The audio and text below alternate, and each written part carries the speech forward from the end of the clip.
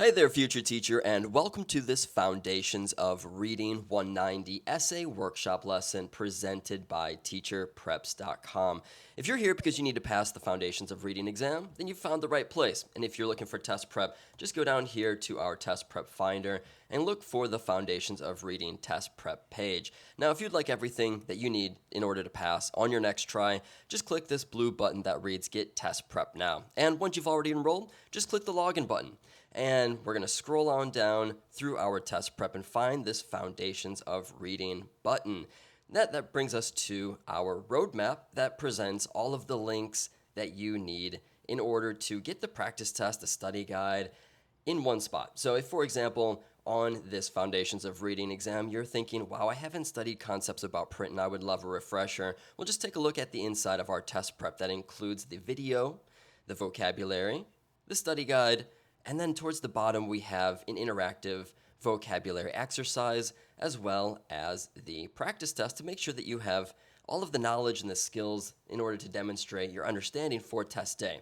Now, like I said at the top, this lesson is all about the Foundations of Reading exam, where we are going to cover the essay section. Now, notice here that the Foundations of Reading exam covers 4 different areas, and on the 4th area, you'll be receiving 2 open response items, which means 2 essay questions. So let's just go down here and scroll to our essay workshop page, which is going to walk us through both a prompt and also how we can think about and write and just learn more about this essay. We want you to pass your teacher certification exam on your next try, and every moment that you spend with us gives you a better chance to do that. So let's first and foremost have a look at the grading criteria. In order to pass the essay section, you need to know what is being evaluated. So we can see that the test scorers are looking for purpose, which means that you have fulfilled all of the tasks from your essay.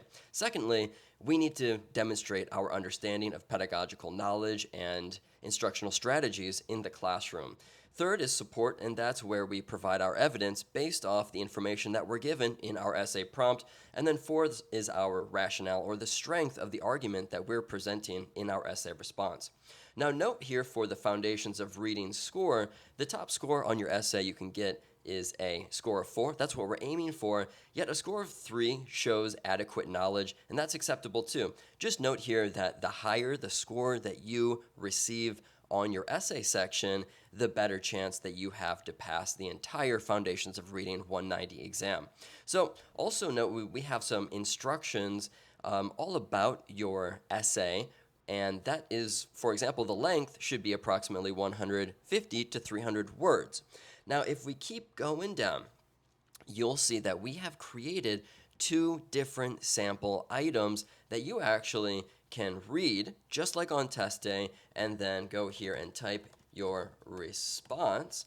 And this is an AI essay grader that we have trained a model in order to grade the essays. Now, of course, if your response says type your response, that's not applicable to the actual essay prompt, and so of course the AI essay grader will say, excuse me, please type an actual response in. Now down below we have the assignment number 2, and that will be in lesson number 2's video. So today we're going to be focusing on the first lesson, and I want to walk you through how to think about writing your essay, how to start to write your essay, and how to structure your essay. So again, you get to pass on either your next try or your first try in taking this important career exam. So let's go ahead, and what I recommend to do is follow along as I read this with me, and then once we're finished reading and analyzing this, I'm actually going to go ahead and type in my real response so that you can see what a passing score will look like. And you know, I hope to receive a passing score, but I'm going to type this live. So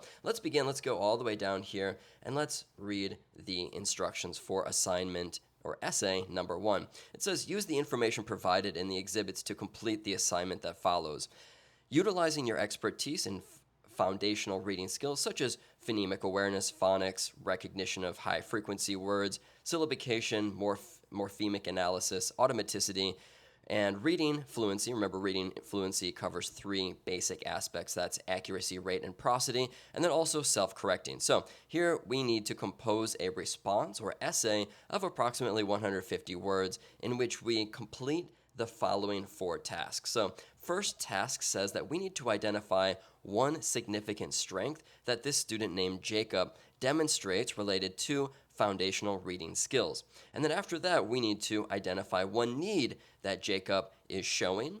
And then third, based off the need that we identified, we need to outline or state an appropriate instructional strategy that will help Jacob improve his reading. And then fourthly, we need to explain why the instructional strategy or activity or intervention that we described from above would actually be effective for a student with the same reading need like Jacob.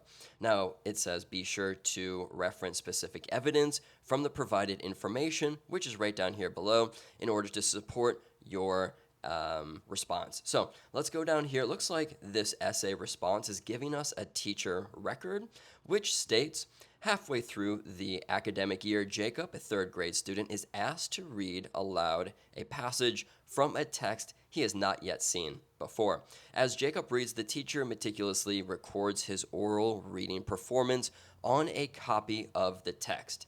The details of this record include annotations for submissions, brief and extended pauses, and instances where Jacob self-corrects during this reading. Now, on your actual Foundations of Reading 190 exam, you can be expected to receive a question that will either give you a teacher record, teacher journal, teacher notes, and that way you get to see what the teacher observed in order to diagnose the issue of the student. Now, if we just have a look, we don't actually have to read the text, but what we want to do is we want to look at the key and notice that there's a short pause, long pause, self-correction, and omission.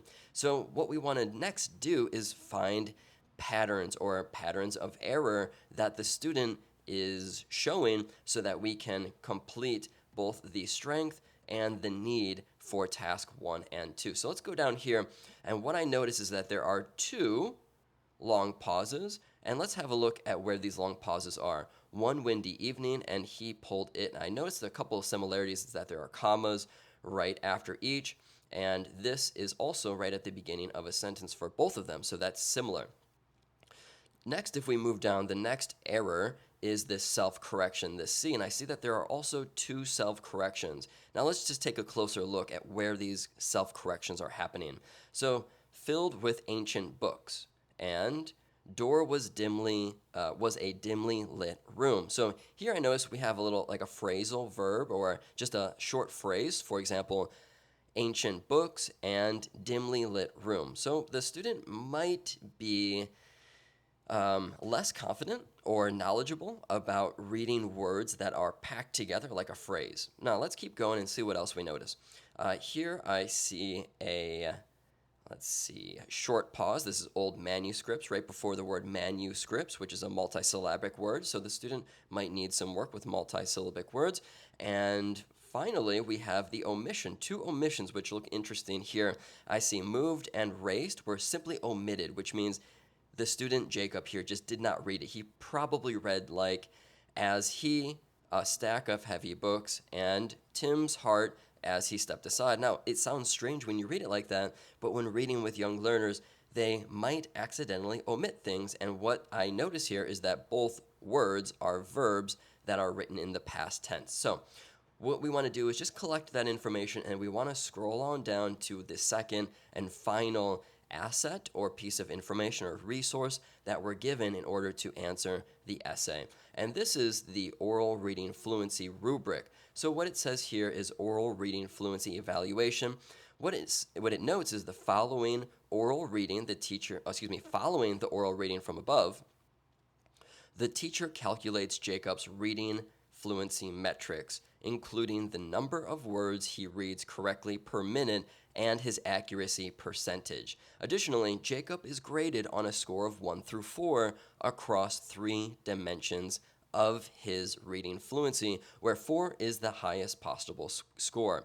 These evaluations include his word reading speed, his reading accuracy, and qualitative aspects of his fluency, such as smoothness and phrasing. So let's go down here and actually have a look at what the teacher filled out. We see words per minute at 118, accuracy of 96, which is really good. Again, remember the 3 aspects of fluency, which are accuracy, rate, and prosody. So his accuracy seems pretty solid. Pace is kind of like prosody or intonation, or again, kind of smoothness, which goes in down to the next line here. But if this is out of a score of 4, looks like smoothness or the fluency part is not very high. Phrasing is 3, and then the teacher notes Jacob's performance aligns with the 3rd grade mid-year benchmark of 97 words correct per minute, placing him near the 50th percentile for his grade level at mid-year. Now, what we are tasked to do is to type our constructed response or our essay right down below. Now, what I'm going to do is I'm just going to re-look at all of this. I'm going to scroll down, and this is a test tip. Remember, before you just start typing, just start thinking about in your head the things that you noticed so you can get a game plan of how you want to write this out. Now, what I'm going to do is just type in real time my response, and I'm going to start with a sentence that tries to identify the strength right from the bat. So Jacob demonstrates a strength of his, let's say, ability to self-correct. I mean, the student self-corrected 2 times in 2 paragraphs, and that is a feat because they notice they're self-aware of their reading. Okay, so in order to self-correct, let's say while reading, which is an important foundational reading skill. Remember, we want to directly and explicitly answer the questions in a sort of non-fluff way to make sure that our graders on test day quickly and easily find our answers. Now, just to note, if I accidentally click the submit button or if I hit the return or the enter key on my keyboard, this will automatically submit, and I'm not ready for it to submit. So what I'm going to do is I'm going to select the text, and I'm going to go to cut, and I'm just going to open up a new tab and go to a blank document like a Word or a Notion or a Google Docs, and I'm going to type my response in here, and then I'm going to go back and I'm going to copy and paste it in there. So stick with me, as this is going to be a great way to learn about what a passing score looks like. So let's keep going. Let's say this is evident. Remember, provide details from the information that we're given. This is evident from, let's say, the teacher's records, which note several instances where Jacob corrects his mistakes during the reading session. Okay, this skill is important because it shows that Jacob, let's say, is not only aware, as I mentioned before, of his own reading errors, which is really important, but also understands that, let's say, the context. He also understands the context well enough to know when something doesn't sound right. Great. Now, what I'm going to do is I'm going to hit the enter key, and for each new task that you complete while taking your exam, I highly recommend to enter or add it into a new paragraph. Again, if you're given 4 tasks to complete, have a written response that includes 4 different paragraphs. Once again, this just helps your exam scorer to clearly see the answers that you're providing them. So let's go on down and let's now answer the next task, which was to identify one significant need that Jacob demonstrates. So let's go here. Let's say, how should we start here? Let's say, Jacob, or you know what, let's start with a transition word. Let's say, however.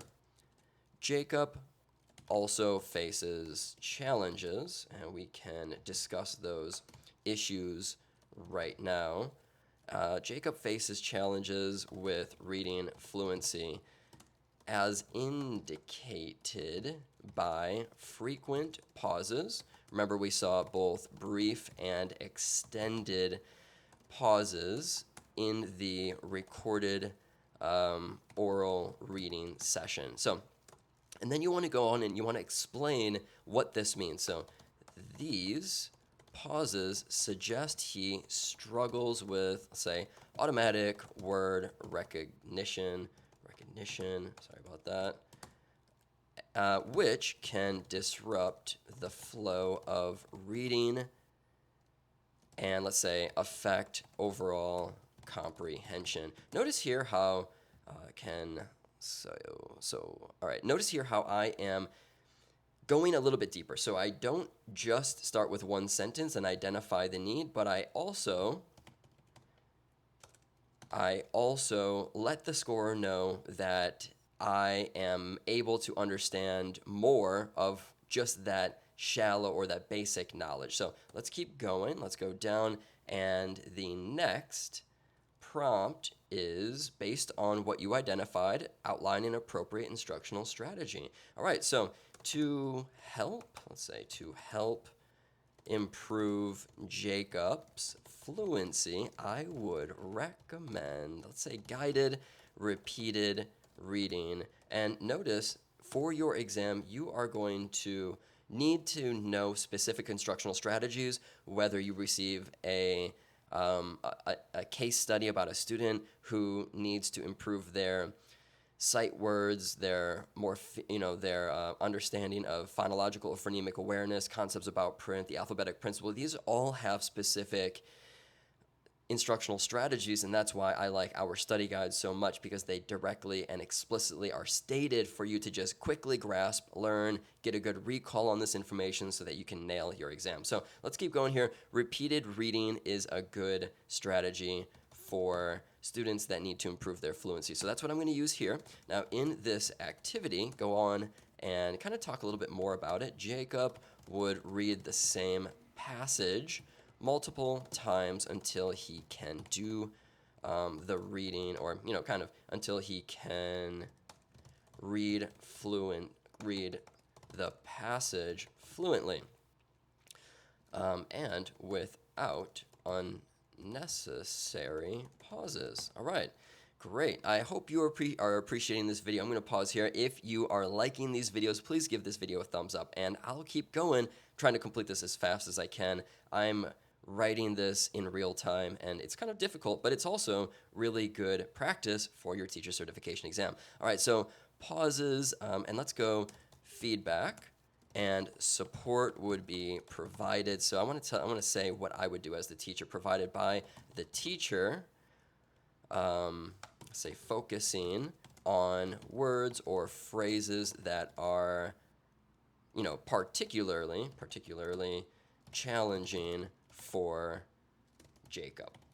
All right, so this way we've not only identified the issue, but we are catering to this specific learner's needs. And then finally, what we need to do is we need to explain why this instructional strategy that I laid out in the previous paragraph that I just wrote, why this would help Jacob and why would it be effective for this student. So we can go down and we can finish with the final paragraph or the final answer of the task, and we could say just always be direct, be straightforward in your writing, and as mentioned before, make it easy for your test scorer to find your answer. So give the answer straight from the first sentence. So let's say this strategy is effective for boosting fluency because it targets Jacob's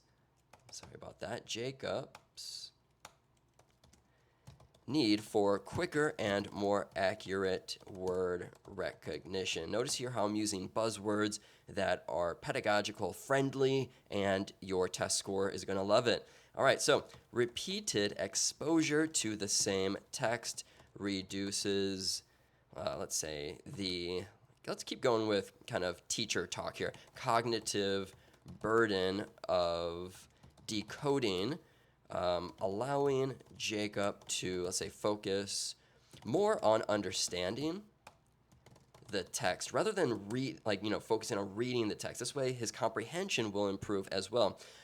Lastly, what I want to do is I want to make sure that this part all the way at the top, this rationale is strong, so that it's going to be hard to poke holes in my thesis, my belief, the statement that I'm writing. And so what I'm going to say is I'm going to use some of the information from the teacher textbooks that I've read. And so let's say research supports repeated reading as a way to enhance both the accuracy and speed of reading, which are important to fluency. Let's see here if there's any one more sentence I might be able to add just to sort of wrap this up. Let's say, yes, let's talk about practice for a second. Just with consistent practice, Jacob will likely notice significant improvements in his reading fluency, which will enhance his comprehension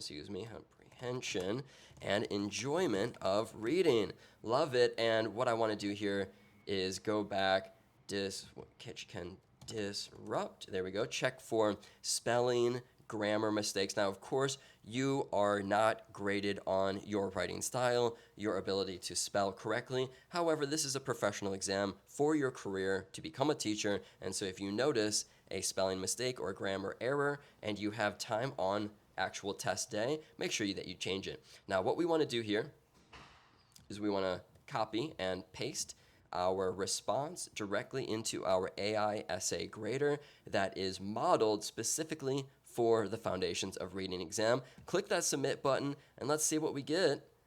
I'm scared. There we go. We got a 3, which is good. So you remember that this is out of 4 and you want to score either a 3 or a 4. And what I really like about this is that our AI essay grader does not give you an easy score. If you can get a 4 on our AI essay grader, you're going to be totally ready for test day. Plus, we're giving you instant feedback about what you wrote about. So your response demonstrates a good understanding of Jacob's strengths and needs related to foundational skills. You accurately identified Jacob's strength in self-correction, which is great. Now, here's what I personally, it looks like, need to know in order to improve my writing skills for test day.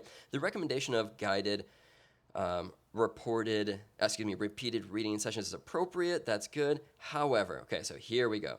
Here's my feedback that looks like that I can improve. However, your explanation of why this strategy would be effective could be further developed. You know what? I agree with that. With more specific details, that's true. I did lay out the issue, the need, and then what we can do about it, the instructional strategy, but I could have perhaps given an actual real either assessment, tool, or activity that would have helped give Jacob more practice in order to demonstrate his independent ability to complete the skill that's being learned, and in this case, improve this student Jacob's reading fluency. So now it's your turn. Make sure that you log into your teacherpreps.com account, click the Foundations of Reading button, get straight to the essay workshop, and make sure that you pass on test day. In lesson number 2, I'll be covering assignment number 2 and how to write this. Thank you very much for watching. Good luck on your preparation.